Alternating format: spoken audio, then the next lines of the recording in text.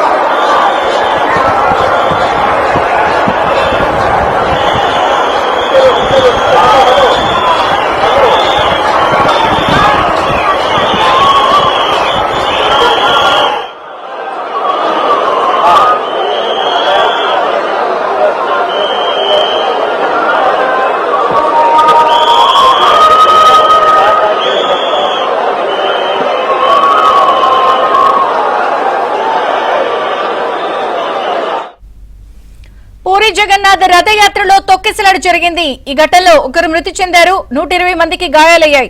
పూర్తి వివరాలు మా ప్రతినిధి రమేష్ లైవ్ లో అందిస్తారు. రమేష్.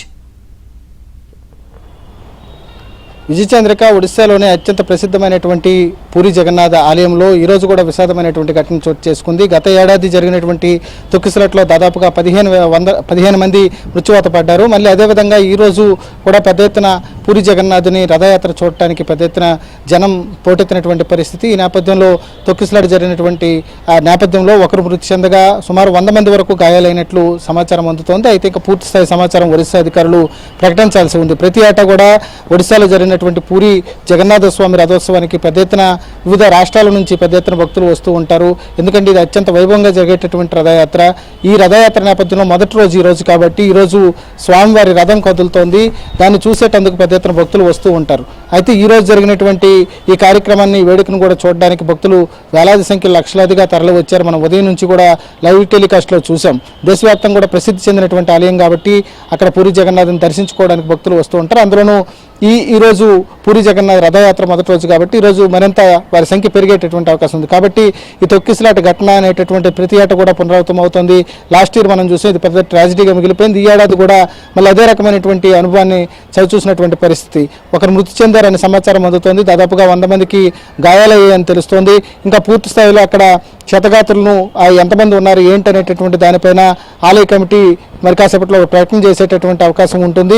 ముఖ్యంగా ఒడిశా ప్రభుత్వం పైన గతంలో ఏదైతే తొక్కిసలాట ఘటన జరిగి ఇంతమంది ప్రాణాలు పోయిన తర్వాత కూడా ఈ ఏడాది మళ్ళీ ఏర్పాట్లు ఆ రకంగా చేసుకోవాల్సి ఉండే దానికి తగ్గట్టుగా ఈసారి కూడా ఏర్పాట్లో కొంతవరకు ఫెయిల్యూర్ అయ్యారు అనేటటువంటి విమర్శలు భక్తుల నుంచి వస్తున్నాయి.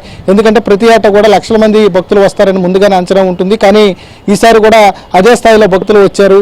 మళ్ళీ తొక్కిసలాట జరిగింది. ఆ రథం కదిలేటటువంటి సమయంలో ఒక్కసారిగా రథం మీదకు వెళ్తూ ఉంటారు జనం. స్వామివారిని చూసి స్వామివారి దర్శనం చేసుకోవాలనేటటువంటి ఒక ఆతృత భక్తులు ఉంటుంది. ఈ క్రమంలోనే ఒక్కసారిగా భక్తులు పోటెత్తూ ఉంటారు.